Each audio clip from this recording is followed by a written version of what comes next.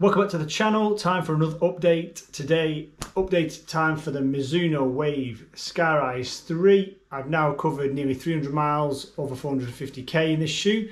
Time to update you. How's it getting on? Scores going up or down? Is it still holding up after that kind of mileage? Let's find out.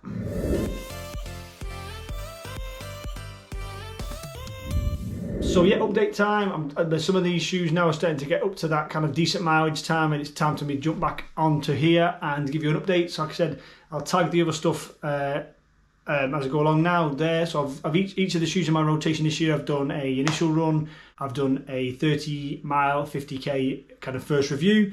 I also did then a kind of between 140 160 mile 220 250k proper kind of update review, and then today is the next one, so it's the second proper review, or third proper one now.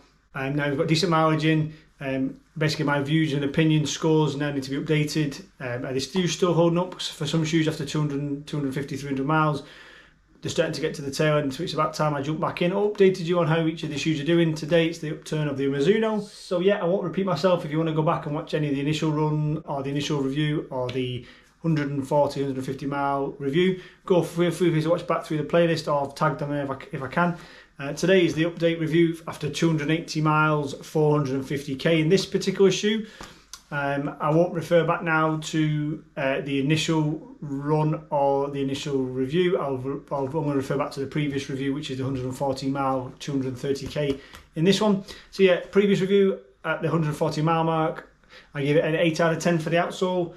Now, after 280 miles, so again, double the distance now, basically exactly double the distance I've last reviewed it, 140 to 280, 230k to 450, 460k. Outsole, it did have an 8 out of 10 at the previous review. It's now starting to show quite a bit of wear and tear. This is my left foot. Again, I get some closer as I'm talking. There is a little bit of exposed midsole in this shoe, but again, the rubber was thick enough at the early stages for it not to be a major problem.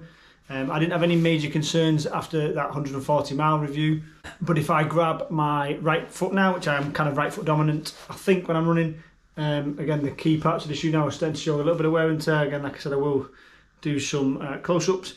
There's some significant wear, especially closer to this exposed midsole bit. Not massively alarming amounts, but yeah, I'm going to knock that down a little bit now, down to 7.5 after the 280 miles. I think when I initially gave a kind of durability prediction in terms of lifespan, I would have probably hoped for 450, 500. We're just past halfway and it's showing fairly significant amounts of wear and tear. We'll go into durability a little bit later, but yeah, outsole is going to go down to 7.5 from 8. Moving on to the midsole. So yeah, like I said, we're double the distance now. The 140 230k mark, I gave it 8.5 as a score. And now double the distance, we're going to knock it down to 8. It's not bad. Like I said, the energy core is still there, which is the kind of patent of the Mizuno brand. It's kind of a reboundable kind of cushion in the heel. I'm not a massive heel striker. I'm more of a mid-foot striker, unless I'm really plodding. So I don't get the massive benefits of that heel kind of pod. But yeah, midsole, I'm going to knock that down again another half point from 8.5 down to 8 at this point, at this juncture. Purely because, again, the front of the shoe, I had a few foot issues during marathon training. It's a fairly high stack shoe, although now I'm again with this wear and tear in the outsole, I'm starting to get a bit of bit more ground feel. So I think that's indications that the midsole, especially in the forefoot, is dying. It's got a decent drop on this. I'll put details on screen for the drop. I think it's a 6 mil drop. It might be an 8. I'll have to put it on screen. But yeah, I'm starting to get a bit of pressure under the ball of the foot, especially if I'm going longer distances, which is what this shoe was predominantly made for, was long runs, or what I've been basically using it for my long runs. So the midsole is starting to show signs of it dying a little bit in terms of that compression starting to go a little bit. It's starting to kind of flatten a little bit as well, so I'm going to have to knock it down to 8. Again, we've done decent mileage, nearly 300 miles, nearly 500k, so nothing really to grumble about, but it's not an 8.5 out of 10 if it's dying, or showing signs of dying this quick. Again, it's not quite as propulsive, not quite as energy returning as it used to be, which again is understandable after been using it. But yeah, drop down to 8 out of 10 for the midsole after 280 miles. Time to look at the upper. This is probably, again, one of the things that most shoes do kind of hold up quite well, unless it's really poor quality, and this is no different for this shoe. I give it 8.5 pretty much the whole way through, I think, and it's going to remain that way. So yeah, that's one of the shining lights of the shoe. It's been through rain, mud, it's been used in all conditions this year, hot, dry, cold, wet. And yeah, no signs of wear and tear. It's basically almost pristine. Again, I get close ups as I'm talking. No snares, no snags, no tears, no anything. So yeah, 8.5 is going to remain like that. Really comfy, again, really solid plush heel counter, really solid heel pocket in terms of comfort, and a nice place for your foot to be. Nice laces, nice easy lock down. But yeah, nothing to grumble about. Going to be 8.5 for the upper. And just to wrap up as usual, now to go on to the nitty gritty of value and durability. So this was, again, was £120 shoe RRP'd. I picked it up as a bit of a bargain for 54 quid, but again, I always give my opinions on the RRP because other people would presumably pay different prices. But if you had to go and get it off the shelf the day it came out, it'd be 120 quid. These still are still magically available. The Mizuno Wave Skyrise 3, version 4 is out.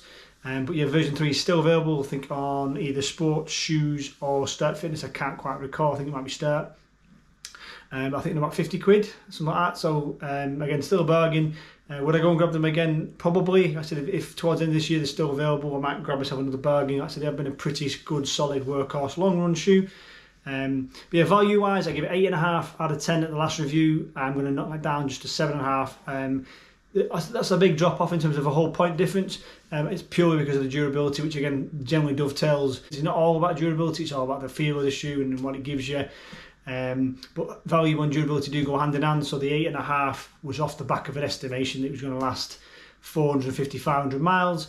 Nearly 800k. Now I'm not quite sure it's going to get to that point. I'll cover durability in a second. So I'm going to knock it down a point. It's showing quite a bit of wear and tear. Like I said, mainly in the outsole and the midsole, which are the kind of two key parts of the shoe. And if they start showing signs of towards the end of its lifespan, it generally doesn't recover. It will generally probably be close to its end of its lifespan pretty soon. So yeah, I'll go into durability now. So yeah, just to wrap up with durability, like I said, my initial predictions probably, again, I've not referred back, but go and watch the other reviews if you haven't watched them already. But yeah, I think I would have predicted around the 400 plus mile mark at least, probably 450, 500 would probably be more accurate, so 750, 800k. Durability, I gave it a 9 previously, again on the back of that durability prediction. Again, it was a robust shoe, high stack, well built, plush, again quite heavy shoe, so they've not kind of cheaped out on any elements other than maybe, again, strategic placing of rubber, but again there was still plenty of rubber placed. It wasn't a veneer of any kind, so yeah, I was hoping it would last a long time. The rubber, again, I mentioned in initial reviews that it's quite a soft compound, which again is good for grip, but again not great for lifespan. The midsole wasn't particularly firm, which again is good for comfort and for response, but again not great for lifespan. A firmer foam midsole would generally last longer because it's got less to give and less to die.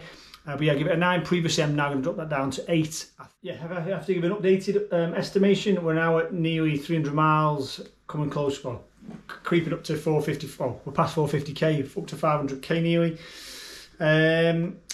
Let's guess. I'm going to guess we're I'll probably get closer to.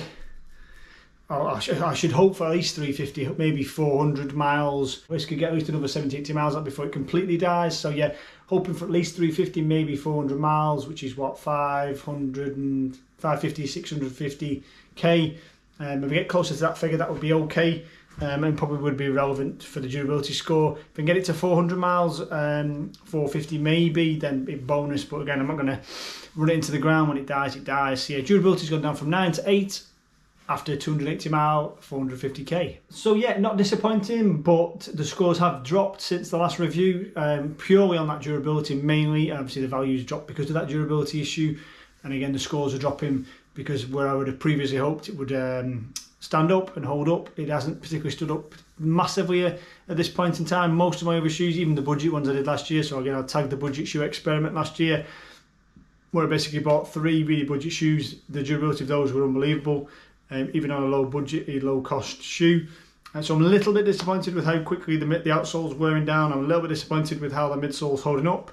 But yeah, total score, previously it would have been 42.5 out of 50, which was 85%. And today at this point, after I said the mileage we've covered, it's dropped down to 39.5 out of 50, which is 79%. So yeah, again, for a £120 shoe RRP'd, I would have expected a little bit more, hopefully, out of the shoe at this point in time. Granted, I've done some decent mileage. I'm nearly at 300 miles. Some shoes have gone by now.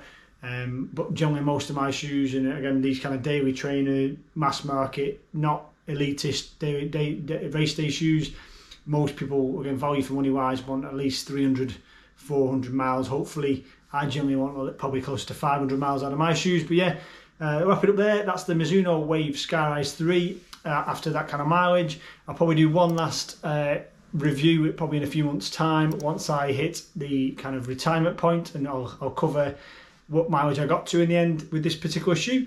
But yeah, as always, thank you for watching. Drop any questions, queries in the comments if you wish to. If you've run this shoe or any of the other iterations of Mizuno Wave Skyrise, let me know how you got on with yours in the comments, how your mileage is holding up and how your shoes are standing up to your training. As always, thank you for watching. Happy running, and I'll see you all on the next one.